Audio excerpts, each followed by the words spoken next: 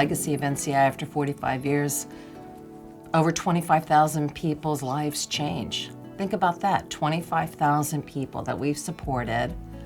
And what does that mean for a community, a family, friends, everything? So, you know, that's 45 years. So who knows what's going to happen 45 years from now?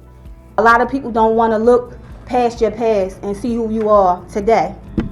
I came to NCIA off the street, driving past one day, and I just noticed the sign and something said, "Call, this is your opportunity." My favorite memory about NCIA is bonding with the other youth.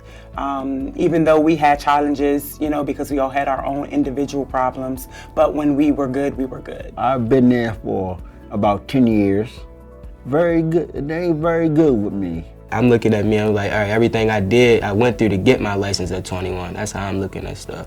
So that's going to let me know how strong I am, all the stuff that I overcame. So many people, lives have been touched and changed. Not just individuals, staff as well. Just from coming through the doors of NCIA. Fortunately, I knew someone who was an associate of mine, who worked at NCIA, and I told him, I said, hey, you know what, I'm tired of doing this type of work that I'm doing. I would love to, to work in the field to help someone who's less fortunate than I am. And he told me where to go. And that place to go was at NCIA. I began NCIA in 1977 with a mission. And our mission was to help those less fortunate in our society. And for the past 41 years, we've done that. I inspire him because it's like more so, I like the business side. Then the program is basically focused on troubled kids or people that's just trying to get their life together. You might have been in the system, you might don't have enough family support or anything. You just might be on the streets. Like, I just know, like, I love the way he put that together, like the whole program. Herb demonstrates by action. I've learned so much from him. Every single time I'm like, I don't know if we can support this person. And he is the one who's always saying, what else can we do? What else can we do? He doesn't allow us to give up. He absolutely, truly believes it. And, and often he's so right. And I want you to know that we're here for you next week, next month, and next year. We have 10 tenets that we follow, such as unconditional care. We're going to stay with you even if you begin to fail. He has been such an amazing mentor to me and has made me see the world differently. Herb has had people on his team that think the same way he does. He has shifted people's mindsets. He's the management team, the board of directors, the leaders, the future leaders of NCIA, down to actually the individual employee. He has created a culture of people that care and believe in the mission and will carry on that mission for a long time. I've been working with her for a little time. Actually, next month will be 20 years that I've been with her. And the reason I say I even work for her, but the reason I say with her, because that's how it's always felt. It's always felt like that I was working for him, but really working with him. A lot of us consider him a friend, as well as his wife. I watched his kids grow up, and now they have children of their own, so it's a big family. In talking to him, you can tell the passion that he has. He always wants to be introduced to the new hires.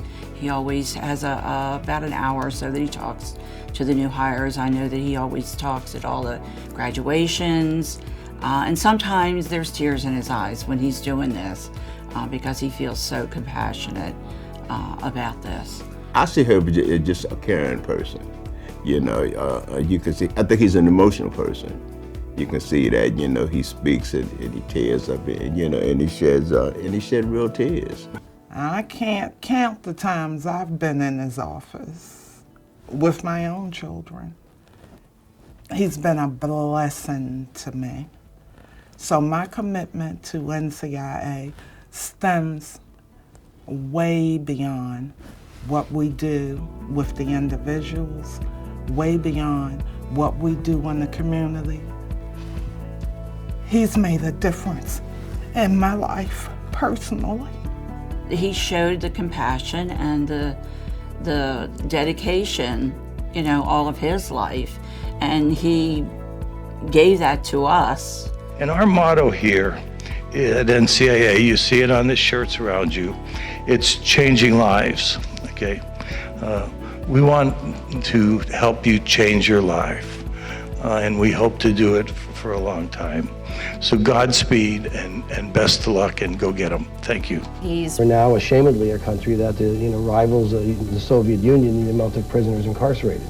And so we've been working for years in trying to find alternatives, and electronic monitoring, fortunately, and the technology of electronic monitoring is wonderful to use as alternatives. We've had laws on the books in every state for the past decade that have set those ages, and those laws have been working fairly well. Although they differ from state to state, don't they? That's correct. But over the last year, we waived 18,000 juveniles in this country into adult court with no appreciable decrease in the juvenile crime rate. And I don't know why we would propose the same policy if we're looking purely at helping the juvenile justice or criminal justice system function better. Sir, your organization, the National Center on Institutions and Alternatives, I co-founded with Jerry Miller in 1977.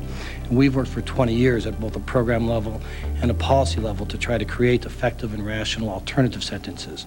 As Judge Weinstein said, nobody is against the concept of sentencing guidelines. What we're complaining about and what we're looking at, what's abhorrent, has been the application of those guidelines. And for me, really just coming into a corporate structure, that was my first experience, that the guy that's leading the entire company is so accessible. I've met his family, I know his wife. I consider her a friend. I'm an employee for her, but I do also consider him a friend. Human being is a social creature. And when you socially interact with people, when you see people that have been successful, in many instances, you want to become successful. When you expose, you inspire, because people are interacting. You are leading the way and setting an example for even more graduates to be successful. Of course, being Herb, he is not going to walk away from NCIA. He had the great idea to create this foundation, and it will be the NCIA Foundation, which will support our programs and services. Commitment, sacrifice, love. I think that's going to be his legacy.